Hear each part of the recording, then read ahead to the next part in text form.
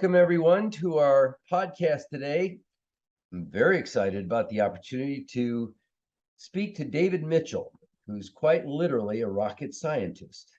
Indeed, he was a NASA award-winning entrepreneur and has published on topics like space, virtual reality, telepresence. You'll explain that to us, I hope, and the internet. And he was a leader of the team that invented the battery-powered laptop computer in 1982. The Lunar Teleoperations Model won in 1994, and he deployed hundreds of square miles of wireless communication for cities and public safety agencies over the past 20 years. He was also a member of the Citizens Advisory Council on National Space Policy with decades of experience in private space development, hello Elon, emergency preparedness, and advanced communications. And currently, wouldn't you know, he consults in Hollywood on NBC Universal television shows, as well as Disney Marvel films by assisting screenwriters, directors, and producers in Iron Men. David Mitchell, welcome to our podcast. Thank you very much. I'm really honored to be here, and I'm delighted with what you're doing. It's fantastic. Well, thank you so much. So I think people are probably very interested to know, first and foremost, about NASA and space policy experiences that you've had. So if you have some highlights you'd like to share, that would be great.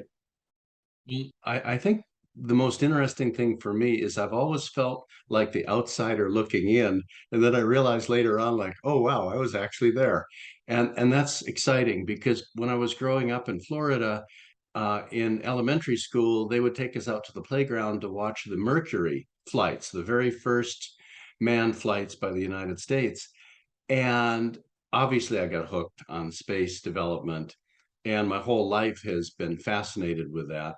So when I was doing work on the internet in the early 80s, when most people hadn't heard of it, I actually started using the internet in 1972 when there were exactly 28 computers in the world on it.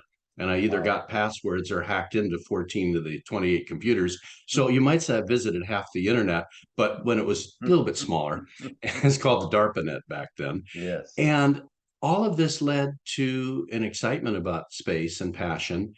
And when I saw the need to share public awareness of it, it was a real honor to work with Jerry Purnell and others to be on the Citizens Advisory Council, because the goal was to get space policy directed towards reusable spacecraft, all the things that you see Elon Musk and Jeff Bezos doing now. So it's absolutely fantastic to have seen it developed. And I got to go out to White Sands several times to monitor the progress on something called the DCX, which was the very first reusable demonstrator spacecraft. $60 million of defense money got diverted to being used for reusable spacecraft development. So in the early 90s, this small, I think 60-foot tall spaceship was built in Huntington Beach and taken out to White Sands Missile Range to be tested and flown. And it flew over and over again, breaking the myth that spacecraft couldn't be used more than once. Well, I mean, I thought it was very well established in the early cartoons of my childhood. I don't understand what took NASA so long.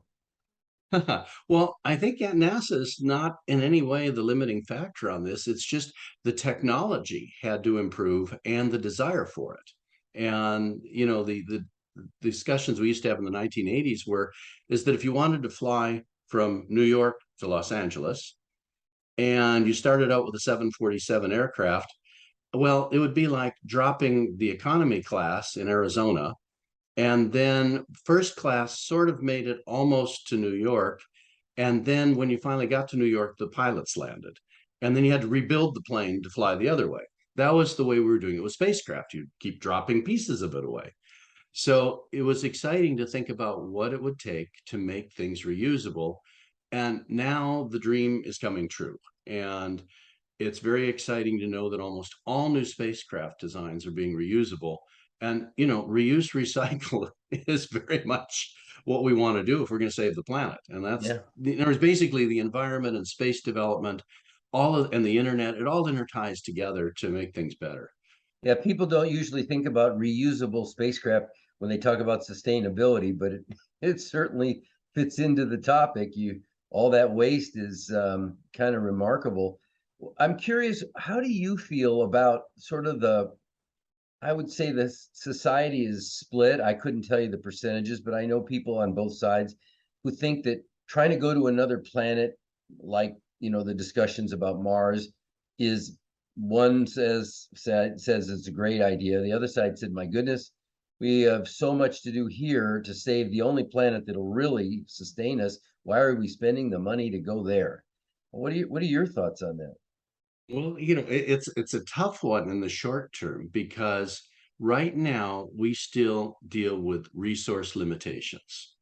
And we also understand that resources often mean damaging the planet. So we're in an era where we're abundance or resource constrained, and we're on the verge of having access safely and cleanly to unlimited amounts of resources. And that sounds slightly far-fetched, and it certainly was 100 years ago, but we're starting to learn as a civilization how to not be wasteful, how to be efficient. And when I give presentations on the future of abundance, which is one of the themes of the X Prize Foundation, and I highly support Peter Diamandis and Anusha Sari and the entire team there, they're amazing, is that I give a presentation which I call the infinite triangle, which, and the three sides of the triangle are affordable access to space and the concept of telepresence, and the base to that is the internet. I was going And to ask you, together, what is telepresence? okay, telepresence is exactly what we're doing right now, being here and there at the same time, Got it. being able to be in one place and project your presence to another. And the next step, I'll sidestep on this since you asked, the next step on that is what I used to call Android agents in the 90s, and which is now becoming available as robotic avatars, which is the ability to be here and do useful work there. And gosh, now we're off on another tangent. That's why we developed the lunar teleoperations model in the early 90s to prove that you could be here and do something there. So people of all ages, physical conditions could be here and do useful work there. That, and with the lunar teleoperations model, we proved that anyone anywhere in the world could operate equipment on the moon. And you say, well, why would you want to do that? Well, Well, I I'll can explain that. I can see why The you'd want to reason, be able to operate the equipment wherever it is, because man doesn't have to go there. But we're right. sending people to populate places like Mars. That's what I think the debate is about. Well, hang on. We're going to get there because Okay. it gets fun. So now you have the pieces of being able to do useful things, and you start on this planet. This means that a person who might be 80 or 90 years old could grow things on another part of the planet by remote control. Okay. This means that you could build solar arrays in orbit to provide solar power to Earth safely 24/7 so that we wouldn't need to burn fossil fuels down here. Because the most efficient place to collect solar power is where there's no day and night and no clouds. And above the So, atmosphere. Yeah. so the pieces start to come together to where if you have affordable, clean access to outer space, and you have the ability to remote control things, and you have the internet so all people can participate in it. So this means whether it's a 6-year-old child or an 80-year-old retired scientist or an auto mechanic or a sailor or a farmhand, any one of these people can do anything, anywhere, anytime. This leverages, just like we're using Zoom right now to create a podcast and we're in different locations. Imagine if we could step through and physically help each other. This is what telepresence is about. Yeah, And I we're get just about that to see part. that.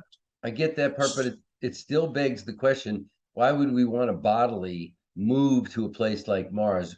No person can physically be in two places at once. So the question is, why would we leave Earth before we give it our best shot to save it? And before we're literally dying, why would we want to go elsewhere? Oh, by the way, I totally agree with you. But the nice thing is, we actually have the resources to do both. So let me explain my thought on this, then you can see how we might balance it. So first of all, the moment we can do work in outer space from Earth, for Got instance, that. Yeah. you take a typical simple asteroid, anyone out there, between Mars and Jupiter, um, or even one closer. I mean, but say, what do you think? And this is the thing I usually do when I give a presentation is ask, what do you think if we telerobotically mined the precious metals? So we're not tearing up under the ocean. We're not tearing up the earth.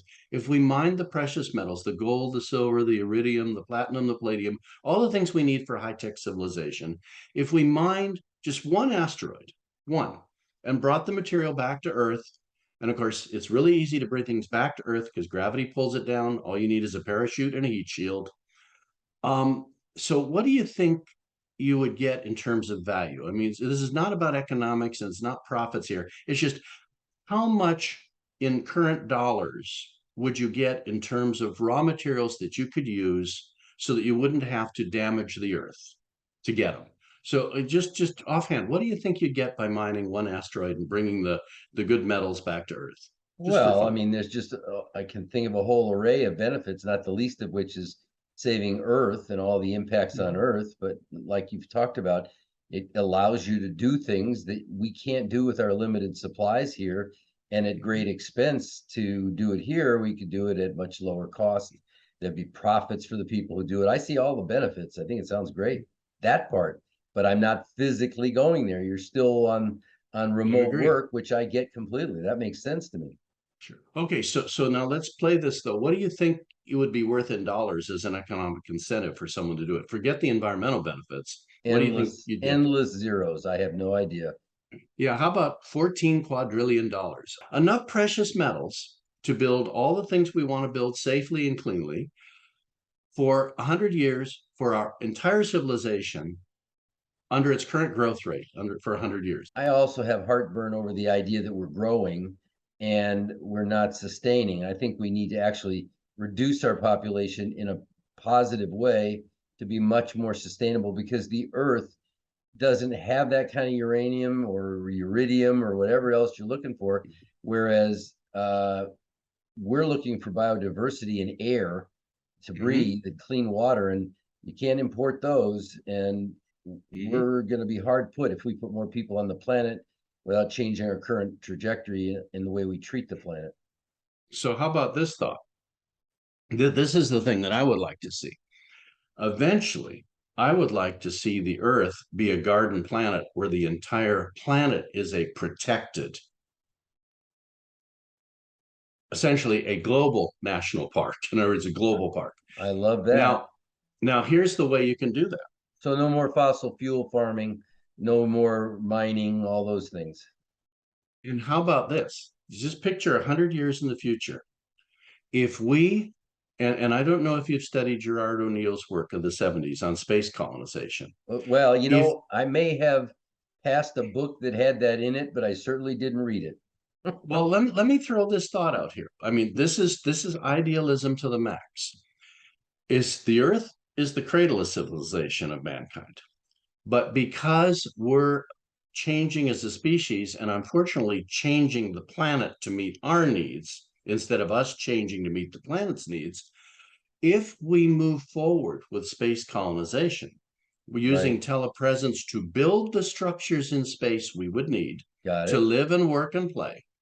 Imagine the population of Earth stabilizing or shrinking, but the number of people living in outer space, in the solar system, in created environments, optimized for humans, we now end up with the bulk of the human civilization living and working and playing in space. So you're talking In about literally their job is to go do work in space, even though their home is here. Well, no, I'm actually saying more and more people will eventually want to live in space colonies because a lot of people have made the case that for a high-tech civilization, the more comfortable place to live generally, for the 50 weeks a year or 48 weeks a year, is in a space colony that has all the features that you would want to live and play. affordably the new frontier, the high frontier, as it's called. And the idea is that then you come to the Earth for vacation, for recreation. We do the manufacturing in space first. Hmm. Then more and more people travel and live in space. And eventually you have the bulk of the human species being a spacefaring civilization, living and working in outer space. And for me, it's very easy to visualize. And for more and more people, it is, because the one thing we don't want to do is keep messing up the Earth. And people like to live and play. And I don't know as you can stop people from having freedom, but what you can do is have responsibility with that freedom, which means we must protect the planet, but we must allow for those who wish to leave the planet and live and work in space. Well, Freedom of it's choice. fascinating. This is the first inroad anybody's made in my consciousness on this subject. I can see it being wildly profitable, and therefore many people will be attracted to it from a mega revenue standpoint, and maybe by sort of natural development become the place people will live, because some high-tech civilization of some kind can be built there that people actually enjoy. And I love the concept that they travel back to Earth for nature, which obviously is not going to be easy to do anywhere else because there's no air. So I think it's brilliant. And you've convinced me that there's something there. Nobody else has been Let me able to do present that. something. Can I present just a thought? Yeah, When my grandfather first moved to Wisconsin in the 1800s, this was when land was open for essentially homesteading and settlements. right. And my mother told me that he had said that at a certain point he stood on a hill, so this beautiful green area, and he just said, all this land that I see will be mine. And then he built the fences and built a beautiful farm that was for 100 years very productive. And when you start having telerobotic assembly of massive space colonies with materials made from asteroids, you now have things that are 50 miles long, 10 miles in diameter with a slight spin, which would simulate normal gravity. So that means on a beautiful sunny day inside the colony, you'd look up from your farmland up through 10 miles of clouds, and maybe on a clear day you'd see the land on the other side. And if you went for a canoe ride on the river you built, you'd end up back at home 30 miles later if it's 10 miles in diameter. In other words, mega structures would all be built without requiring any resources from Earth. And inside, you would have air, you would have water. All of these things are in massive abundance throughout the solar system, not needing anything from Earth other than our desire to do it. They ought to That's they the ought to put potential of you. what we're on the verge of right now. Elon ought to hire you to be his public relations guy, because you're convincing me there is something real there. The only thing I could think of, if you left me alone for a while, would be we'll discover some incredibly valuable metal or some other ingredient that we don't have in abundance here, and everybody can get rich off of that, and that will cause space explorers to go running around. But what you've described is a completely different vision for humanity, which frankly makes a lot of sense. I don't know that I'd be going anytime soon, but I think it's fascinating actually, and I'm excited about what you've introduced to my consciousness. Well, one thing to be very clear is none of these ideas are mine. This started probably 100 years ago, even starting before that was Jules Verne. But Gerard O'Neill was the first one to explicitly show that these kinds of things could be done. And the argument for whether you have colonies or planets or things like that is, I think, an expression of human imagination to think beyond the day and to think, where do we go from here? Right. And when I realized that there is real potential of extinction level events, an asteroid hitting or things like that, there are things that are beyond our control. See, we can undo the damage done to our environment If we get by off our real butts and do it. effort. And that's so important. But there may be things that nature can throw at us from outer space I mean, I have this cute little slide of asteroids are nature's way of saying, how's that space program coming along? Yeah. Because the simple fact of the matter is, and I at a Mensa national gathering, I gave a presentation on this about 20 years ago. And I know some FEMA representatives actually took a copy of my presentation. I demonstrated how that if we saw an asteroid was coming that would absolutely wipe out the world, I mean, nothing we could do to stop it.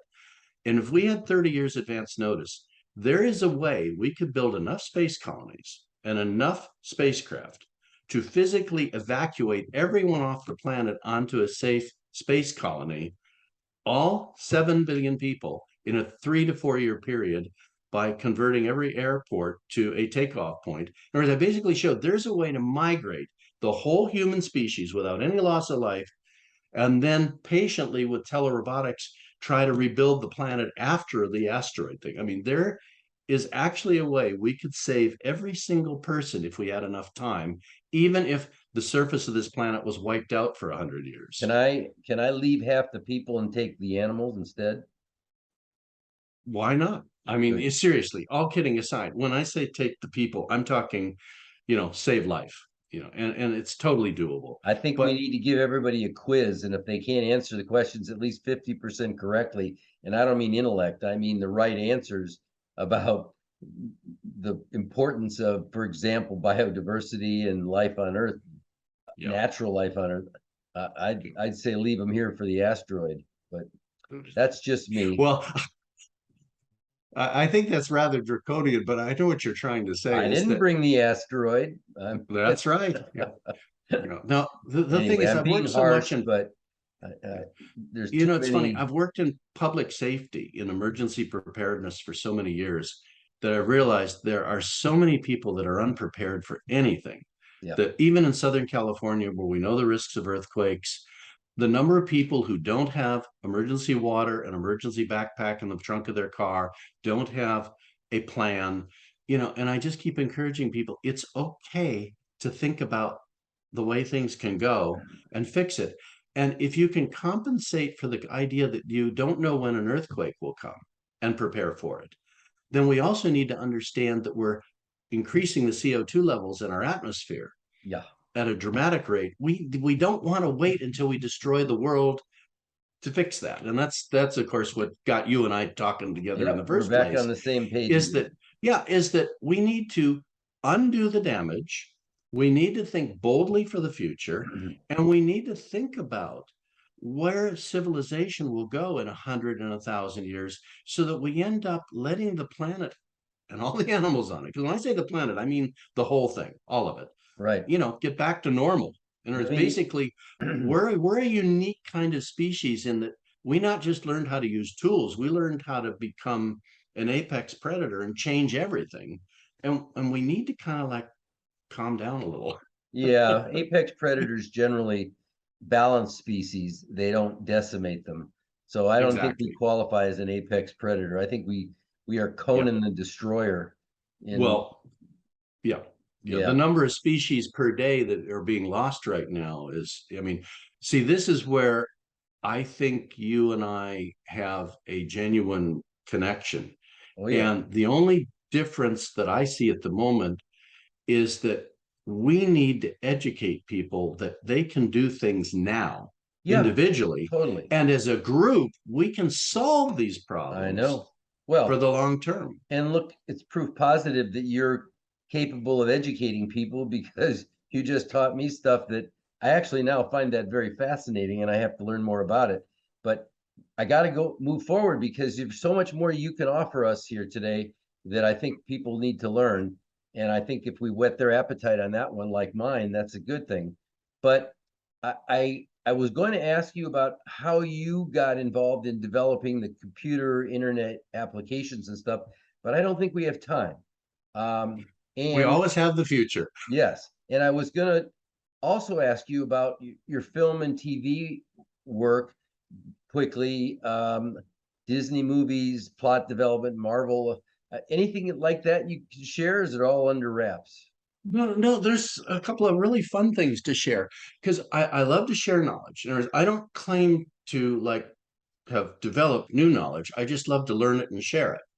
And one of the things is that when I was watching The Big Bang Theory on TV, Great I show. noticed how accurate the science was behind it.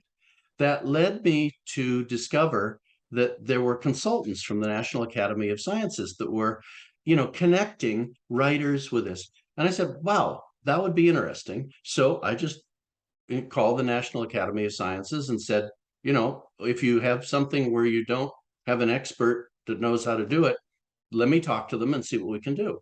So over the next several years, I kept getting emails and calls from all these different things.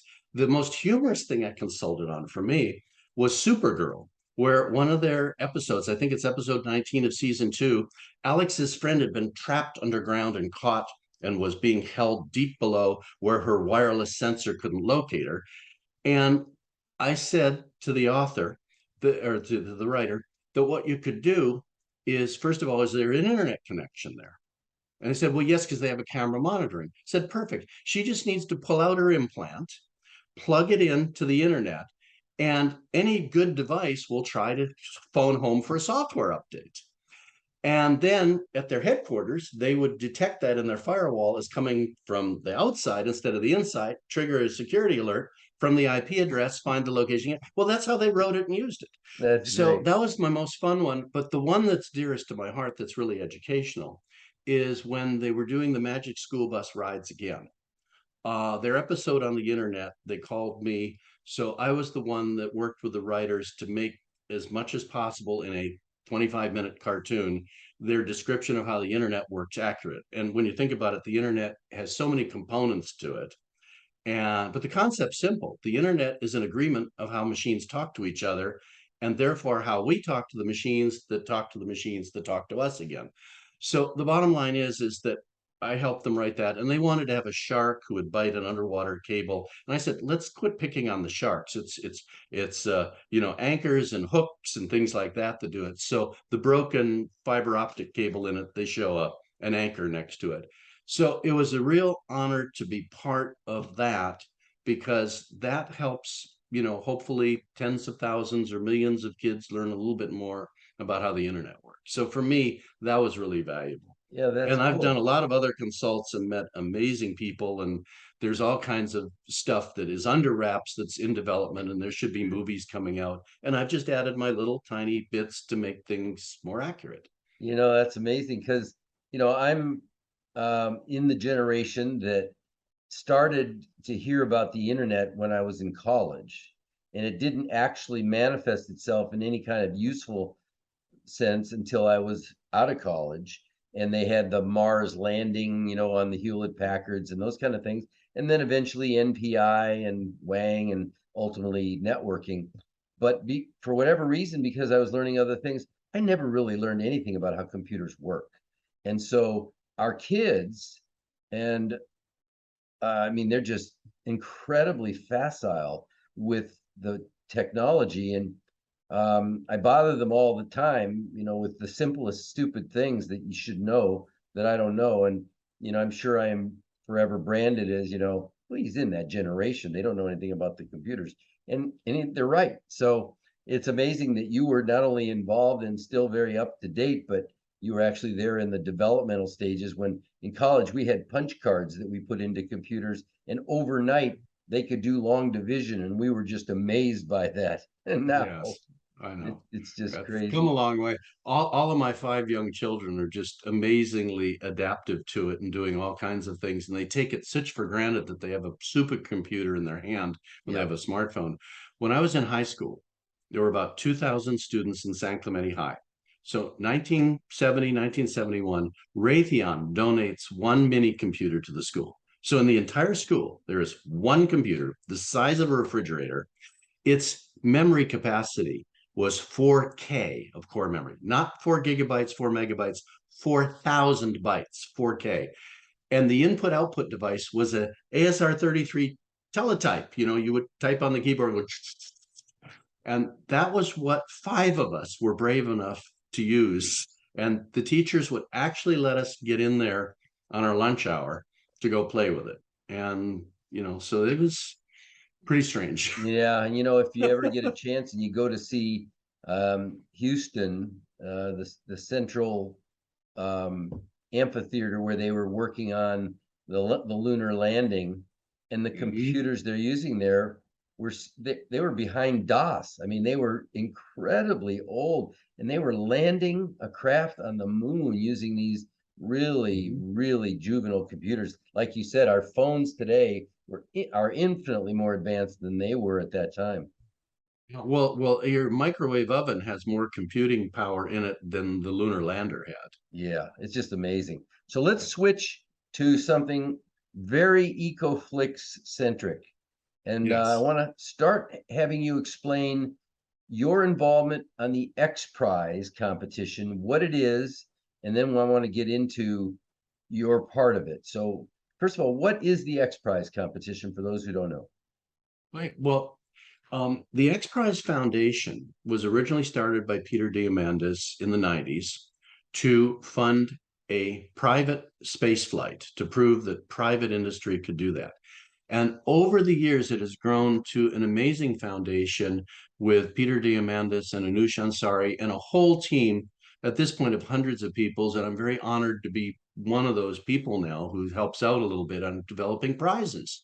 Their whole concept is to figure where something needs to be done to make the world better and create a prize for it. And what happened is that because the climate situation is so serious, Peter Diamandis approached Elon Musk and had a video about how there could be a prize for carbon capture and sequestration, $100 million prize, the largest prize the X Prize Foundation has ever done. And they came up with a prize that they would invite many teams to compete to try to find ways in the hopes that many teams would find ways to get carbon out of the air to help reduce it and reduce the impact of climate change and so on. And when I heard that they were going to have a live video on YouTube, I think they're going to have a live video announcing the prize. I called up a very good friend of mine of 30 years, Greg Binford, and I said, Greg, and this is honest to God's truth. I called him up and I said, hey, I'm going to watch this video because it's interesting. It's such a huge prize and such an interesting concept. And it's so in line with, saving the world. Uh, and Greg just on the phone said to me, he says, well, David, I came up with how to do that 20 years ago. I go, oh, really? And I said, well, let's watch the video. And he says, yeah, I'll send you some stuff. And about an hour later, I got an email with, about 50 documents in it and published papers going back 20 years.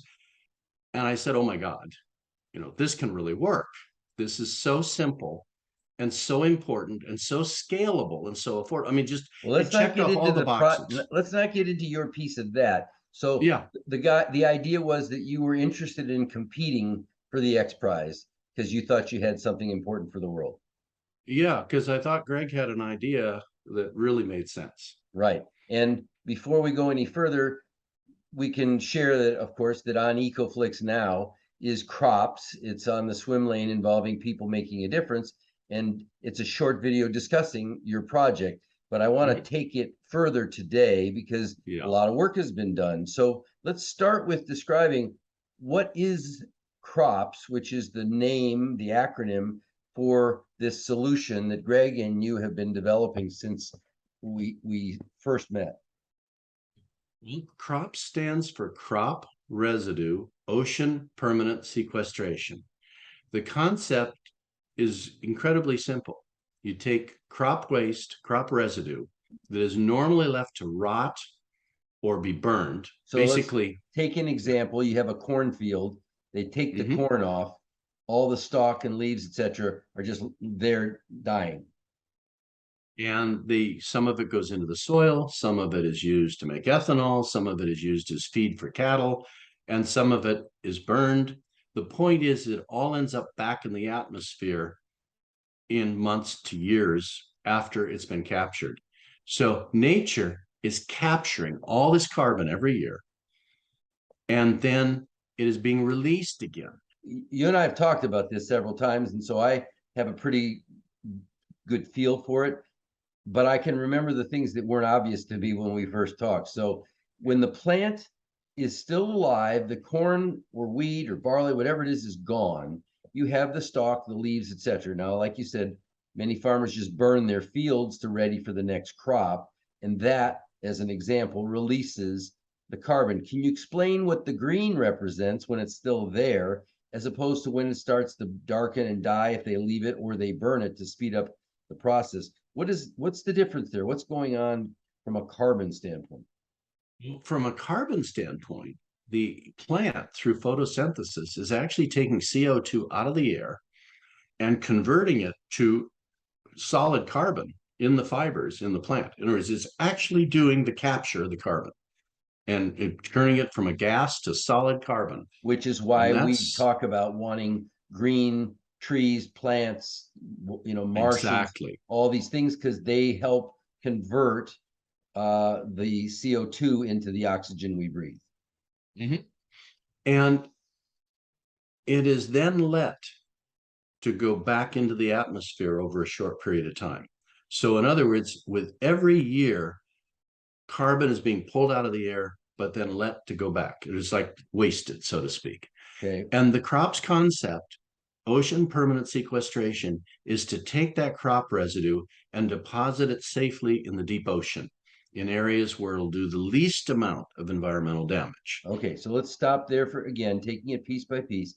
So you're talking about plants that are rotting, dying, or more importantly, in many cases, burned, so that the smoke takes it right into the atmosphere, and it is eventually going to go where? During that process where the CO2 is released, where does it go? It's up in the air. Well, it goes back into the atmosphere. That's the thing. Where does it go? Well, it stays there until the next year when it's pulled back down again. Right. And where does it go then? It's a cycle. It's right, called but the when natural it comes carbon back cycle. down in the planet, it ends up either on land or in the ocean. And since the ocean is a large part of our planet, does a great deal of it end up in the ocean? Almost all of it ends up there in the long term. Okay, the ocean is the sink for carbon in the long term. Right. And I have a little graph and thing that can show that if you want to see. Yeah, it'd be great. Go ahead. Okay, let me do that real quick here. Okay, can you see that okay? Indeed. Now this is an actual example based upon satellite data. And this is in the public domain. This is not something we developed, and it's been shared by the developers. The green in the inhalation shows the carbon being pulled out of the air, and the brown represents the release of carbon from the plants, essentially as they die and go back. Okay, so let's take this a step at a time. I know you're facile with it, and it's obvious, but for many people, it isn't going to immediately hit, and I think it's critically important. What you're showing in these various parts of the world in various months of the year, when the growing cycle produces the largest amount of development of plant life, it becomes green because between sunlight and sequestering the carbon from the air, it turns into the plant that is seen by us as green, both in life and on this model, right? Right. And then when it reaches the seasons of the year where the crops are no longer growing, something happens to the carbon. And what you're showing here is the green disappears because those plants are now releasing the carbon into the atmosphere where the cycle starts again. Exactly. And I think you explained that beautifully. I mean, now you can be our PR person on this one. Right. Now, here's the carbon cycle in general, which is that before we had industrial, you had a pretty reasonable balance between the absorption and emission of the CO2 each year as an annual cycle. Yeah, with some of it.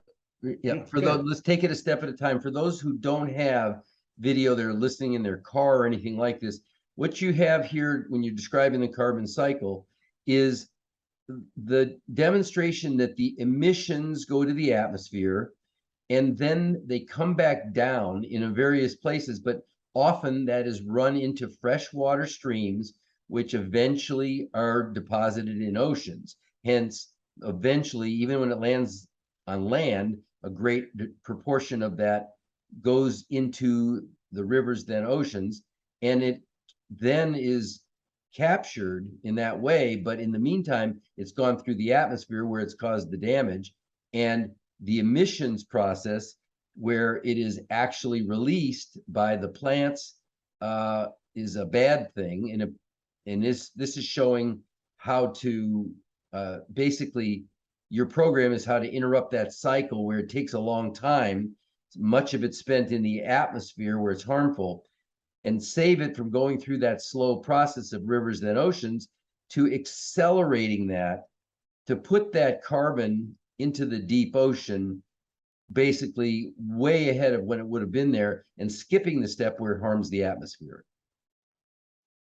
Yeah, exactly. And you see, eventually excess carbon is going to end up simply due to gravity at the bottom of the ocean. It may take 1,000,000 years, but it will flow from the fields to the rivers, to the river deltas, out to the ocean, and then to the deep ocean as sediment. And then, of course, that creates a lot of the capability to have what we call fossil fuels, which in the industrial cycle over the last few hundred years, we burn it, which means we now put more net carbon in the air each year than is brought back down. That's why the CO2 levels have been going up so dramatically the last 200 years. And essentially, it's an uncontrolled experiment. Whether one accepts the fact of climate change or not, the numbers on CO2 have gone up dramatically. So, at the very least, we have an uncontrolled experiment going on, Right. with And this is, potential consequences that are enormous. yes. And the people that hear us talking all the time about CO2, greenhouse gases, blah, blah, blah, to them, this is sort of meaningless because they don't understand that we can't breathe in that CO2 without the plants, trees, etc., converting it to oxygen. And that's nature's beautiful formula, simple as it may seem to, describe. It's very complicated the way it actually happens, but these plants are essential to convert that so that they are needing CO2 to grow, and they give us back oxygen that we need to grow. Mm-hmm. And of course, this is where we're trying to use the crops approach to rebalance things Right. So as we convert. and you Yeah, can absolutely. walk us through what is actually happening when you are executing on this crops plan. So let me just set the Mhm. stage if I can do it right. You've got fields all over the world where people have taken the crop, whatever it is, and they've got the residue that we've been talking about. And in many cases, they burn it, which is the worst possible thing they can do for the atmosphere. And if we're talking Right. about carbon, they would eventually, if the countries of the world rally, they would be forced to pay carbon credits because of their very high level of carbon emission. So Mhm. along comes David and his team, and you say, don't burn your carbon. I've got a better plan. What's the better plan for the farmers?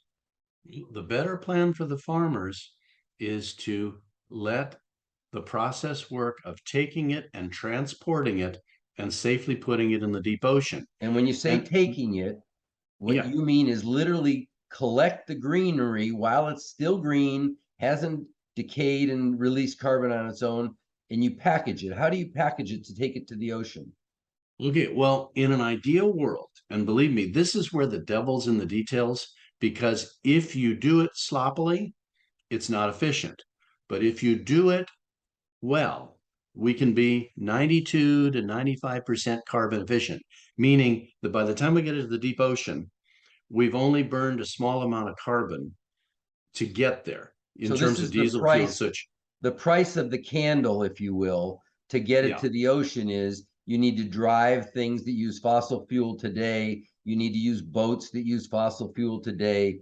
And that consumes 7.5% of the carbon you're saving for a net savings of 92 and a half. And as we get more towards wind and renewable energy powered transportation, which we're all moving towards, it eventually approaches almost 97% And efficiency. hydrogen or electric power to eliminate Yeah. driving. Mhm. Yeah, in other words, basically, if there are many steps, because some of it is ground transportation, some is ocean transportation, the more we can move towards autonomous, the more we can move towards renewable energy, the more we can move to, optimize transportation methods and picking the right crops in the right regions and putting them in the right safe deep ocean areas where you're minimizing any potential impact to the minimal amount of life down there. See, there's no oxygen. There's no, In the deep I shouldn't say ocean. no, there's very low oxygen, In the deep ocean. very cold, very much pressure, but there's still life down there. So that's why we're working so closely with a number of research groups and everything, because there are identifiable areas where the least amount of influence can be done. And because you are putting a tiny amount of protein down there, the same as when whales die or the natural decomposition of animals in the ocean drops to the bottom, we may be providing a small amount of additional food that can benefit the minimal amount of life down there. But But let's you go asked a back. specific question about packaging. We do it in Right, bales, but you don't use plastic. right. You use steel banding or things like that. And believe me, we are working on all kinds of optimizations because everything is about taking it from the field and getting in the deep ocean carbon efficiently, environmentally safely, and thinking long term in areas. And here's the good news: when you put it down there, the mixing between the deep ocean and the top ocean is measured in hundreds of years, which means we are buying for humanity hundreds to thousands of years of time. And again, as long as there's agriculture, there's going to be crop residue. So this doesn't mean growing new things, building new industrial air capture plants, which means this is very affordable and it's creating and maintaining jobs for normal, hardworking people, Right. farmers, truck drivers, sailors, and so on. But going back to the scene of the crime, if you will, the plants have been the crops are gone and the residue is sitting there.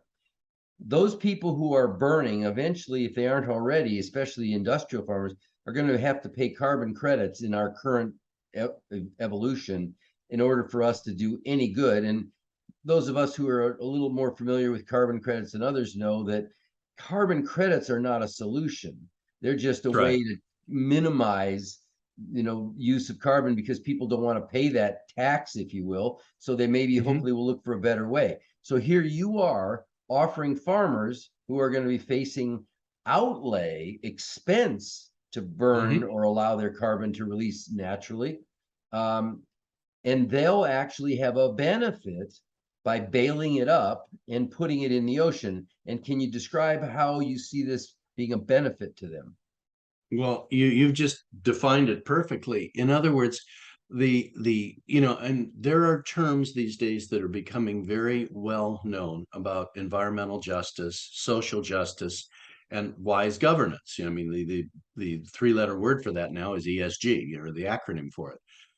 This is massively beneficial in terms of getting more money in the hands of those people that most need it. And for developing nations that have agriculture and don't have the money to build multi-million-dollar direct air capture machines and may not have the proper geological formations to put CO2 as a gas down in the ground, which may or may not leak. This is a way that everywhere in every country people can participate in this beneficially, and the benefit to the farmer is threefold. Is if you think about it, in the past farmers were heroes, they're feeding the world. Now they're the villains, they're damaging the world. You see, this is a chance to genuinely, without punishing a farmer for farming, to be able to help the environment. And the same thing is true for truck drivers and sailors, because it's really important for most people to know that they're helping, not hurting. Most Well, people do care. No, yeah. most people really do. And I know there are some that they just look at numbers and they don't care how they get there. But there are a lot of people that really do care. And as long as we can encourage, shall we say, the good guys to win, the beauty of the crops approach is it's inherently moral and it's not a greenwash to allow us to continue doing what we're doing. It is a genuine approach to use natural carbon recycling to solve this problem while we transition to a long-term environment that's stable and Well, sustainable. Yeah. plus, once you are a farmer who is now removing your residue and putting it in the deep ocean, now you're earning carbon credits. Instead of paying carbon credits, you're on the positive side of that equation. So it's an incentive for farmers, not only just to do the right thing, but it saves them the cost of burning it, and they get a positive return for safely sequestering it for 400, 800 years, as we figure out over the, hopefully we're still around all of the many years, to figure out how long does it take for it to dissolve. And in fact, if it's released at the deep ocean, if I understand from our prior conversations, it may well end up being right where it would have been anyway. Just it didn't go through the cycle of destroying the atmosphere before it found its way through streams, deltas, oceans, and get to the bottom. And by the way, there's a couple of additional thoughts here that are really exciting. Is that because there's a land transportation component, and the more efficient the land transportation is carbon wise, the better the quality of the credits. There's now an incentive to use renewable energy based electric transportation and such. In other words, basically green transportation is incentivized. Right. Same. Without the government having to provide Right. incentives. It's I mean, in we've got your, that too. it's in your Yeah. financial interest. Yes, it changes the whole game. And the same thing for ocean transportation. For thousands of years, civilization has moved all over the world on the ocean with ocean currents and wind. Since this is not a perishable commodity, it's already perished. And since it's not a next day Amazon delivery, there's no urgency. We can afford, no pun intended, the slow boat to sequestration. We can afford to have zero energy cost transportation by sea, because if it takes 10 days or a week to get to the proper sequestration zone, it doesn't matter. Yeah, it's not only you can afford it, you'll actually make money by doing it that way. Exactly. Now All the here's economics works, yeah, which is now so important in this here, world. yes, it is to most people. Here's an interesting piece of this. I have heard others say, well, wait a second. Vital to the enrichment of the soil is the biological nature of residue mixing with the soil to enrich it so that it's available for the next growing crop or whatever it might be. How does removal of the residue affect the usefulness of the soil in the next cycle? Oh, that is one of the most important questions you've asked so far, and that everyone asks, Just is lucky that the guess. no, no, no, well, then really good guess. Because see, here's the thing, to a farmer, the most precious thing is their soil. That is their resource, that is their livelihood. And all of the calculations and research that's been done over the last 20 years has been based upon USDA recommended amount of removal, because you do have minerals and things in the crop residue, and each farmer knows how much they have to take off of their, basically how much residue stays for the health of the soil and how much is removed. So the crops process is not about taking 100% of the residue. It's about taking the appropriate amount based upon government suggestions and, most importantly, the farmer's own decision. That's the thing. This is not some government mandate. Each farmer decides how much residue. And all of our calculations show that it's normally between 30 and 60%. And all of the impact of our being able to remove 1 to 3 billion tons a year of carbon out of the air is based upon appropriate removal of residue, not enforced excessive. This is all about sustainability. And what about the residue that they're leaving? Would they be better off to furrow it so that it's underground, or leaving it on top where it eventually releases the carbon? Well, each farmer has their own optimization, because if you take too much residue, then you're depriving phosphorus and other things, and then you have to chemically add it. So what happens is that each farmer or farming group, and for each crop in each region, will determine how much should be mixed into the soil. But you don't leave it lying on top generally, because that's the least efficient. Right. But the idea is that it eliminates the need for burning. And in cases where, they've been taking like corn stalk residue and feeding it to cattle as a feed, it's really not good for the cattle, but the farmers have to move it somewhere, and they try to get some amount of income. Obviously, the better shifting is to pay the farmer to sequester and store the carbon. And with that added money, there's now money available for better feed. And notice we're trying not to get political about saying whether and how much cattle and things, because these are policy decisions to be made on a governmental level.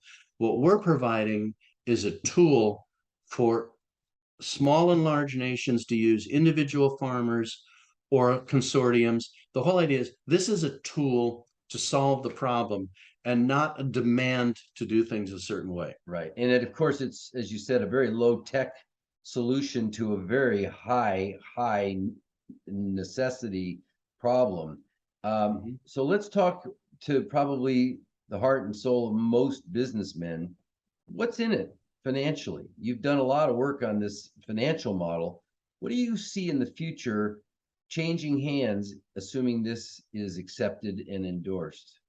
Well, the obviously I'm truly honored. We have a team of about 16 people that are just amazing. So we've got this group of people who are all passionate about doing the right thing long term, with all these different skill sets. On the financial side, we've have people with experience in ocean transportation and land transportation, and it is all about efficiency and dollars on that. And we're looking at a totally globally fractured carbon market and things.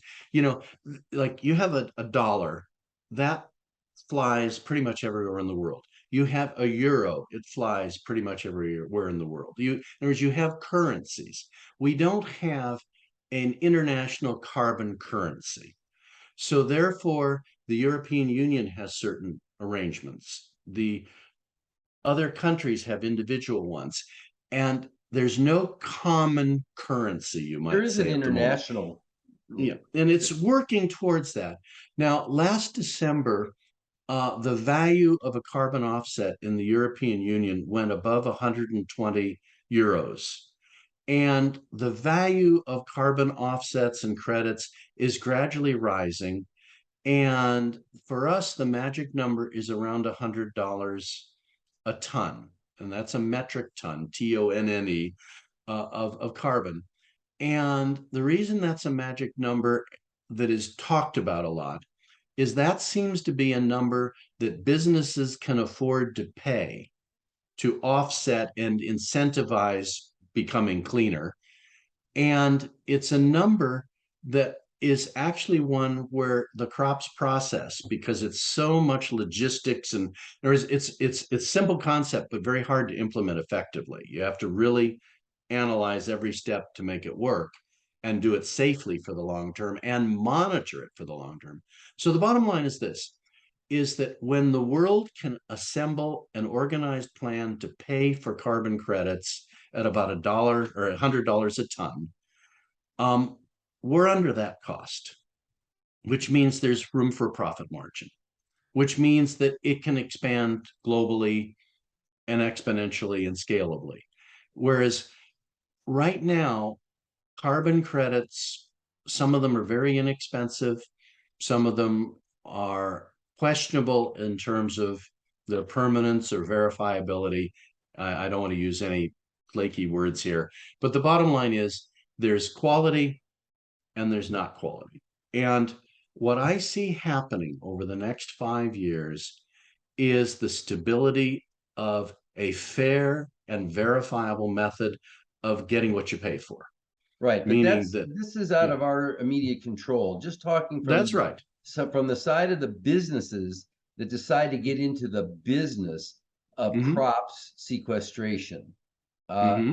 what kind of dollars are out there to be earned by bailing, transporting, and depositing this residue in the deep ocean? Well, by 2030, it'll be about 50 to $100 billion a year. That's the Because, number I was looking for. yeah, And then, see, there's no reason why we can't globally be doing a gigaton, a billion tons a year by 2030. Notice that's way before 2050. We could be 2 to 3 billion tons so by let's 2040. now let's This talk is huge. yes, it Yeah. is. And let's talk on the other side of the equation. That was the commercial or the employment side of the equation. Governments Mhm. are in Sharm el Sheikh now, COP27, talking about how are we going to reach our goal in the next bumpty bump years to sequester 37.5% of the total carbon emissions that are now killing us. What Mhm. would this do if we were sequestering the carbon pursuant to the calculations you've done at the levels you've just talked about financially? What would it sequester in the way of carbon worldwide? Well, worldwide, there's real potential to do a billion tons a year by 2030, which is 1/6 of the net increase each year. So make an actual like 15% dent in the global problem by 2030 at a cost of 100 billion a year, which is less than any alternative that we've seen. The direct air capture plants are typically 10 years further out and 10 times the cost. Now, if you're talking about a cost, the cost is paid by industry that wants to pay to sequester carbon the right way. And then there's money transported for carbon credits. So you've Mhm. got payment for the transport to dump it and bail it and dump it. And then you've got payment for the carbon credits. And then on top of that, you have a percentage of the current carbon emissions that are Mhm. being eliminated. And what percentage is that of the current emissions that you could avoid? Well, current emissions are about 6 gigatons a year, the net difference. That's the numbers that we're hearing. And I mean, this is subject to analysis, but 6 gigatons is a commonly discussed number. That means that by 2030, we could be taking one out of those six. And by 2040, maybe two or three out of that six. And if the world works towards decarbonization through sustainability and renewability, we might be have a point where at 2050 we're truly carbon neutral on just crops alone and cutting in half the emissions. I mean, it's that big a deal potentially. Yeah. Pretty amazing. And Yeah. low tech, entirely doable tomorrow by anybody who's Yeah. listening. But here I want to mention something. It's not really low tech. It's simple, but the technology of being able to effectively analyze, plan, and monitor it is the critical part because it doesn't work if you're sloppy. Like if you drive crop residue for 2,000 miles in trucks. No, it is all about how you do it. Yeah, well, I say low tech, meaning well Yeah. within our capabilities if done correctly, and low Yes. tech in that you don't need any fancy equipment. There's no new Mhm. evolution or brain trust or computers or anything else required. You can do Right. it tomorrow if you do it correctly. And that's the Yes. point of this. Done right, we interrupt the carbon cycle by short circuiting it in a way that dramatically helps Earth, makes money for farmers, makes money for businessmen, and cuts down on our global carbon Mhm. problem. Which, frankly, if we were having this conversation at COP27 and everybody was listening, I think their jaws would all drop because none of them are even thinking about it. Well, that is very true. And I really thank you for stating that so succinctly, because what it is that sometimes the simple ideas, because they're not flashy, don't get attention and they don't have advocates. And one of the things is we've noticed in most of the publications, they talk about soil sequestration, they talk about kelp, they talk about direct air capture, and there's this big blind spot And this concept was first published in 2001, republished again in 2009, and all kinds of research experiments for 14 years, real world research. And it's been an uphill challenge. But the good news is that we're working with the Environmental Protection Agency on permitting to do this right. They're very supportive. We have a meeting scheduled next week with the Department of Energy, which is now listening. And I think, and we've all talked about this within the team, the world is ready for this and looking for it and needs some hope, and hope that's not greenwash, and hope that's not some science fiction magic. And the inherent logic of taking what nature gives us each year and putting some of it in the bank, so to speak, solves the problem, but fortunately is not so pervasive that it can be used as an excuse not to do better in the way we handle our economy. And that's important. That's why several of the team members are very supportive of this, because it is a morally acceptable choice. It's not a way to allow business as usual to continue forever. Unless people think that my background, which I try to tailor to my topics, was a mistake until now. This is the deep ocean where we're sequestering the carbon bales. So that was the intent of that. And David, I really want to thank you. And I hope everybody listening will talk to whoever you know who needs to hear this. Make him either come to Ecoflix or call David or somebody to make sure they're on board, because this is important and we desperately need everybody helping with all of the aspects of our current dilemma. But this is a very important piece of the puzzle. And I really thank you for coming on today and telling us all about it. Well, David, thank you so very, very much, because I'm really honored to be doing my bit to help here. We just have such an amazing team. We've gotten so much support, and the X Prize Foundation is fantastic. If it wasn't for their efforts to try to make the world better, that I wouldn't have been sensitized to this particular path. And I'm glad to be, doing what I can. Well, that's So there's great. hope. Let's take it to the next level. And again, I appreciate everything, and we'll talk soon. Thank you very much. Bye-bye.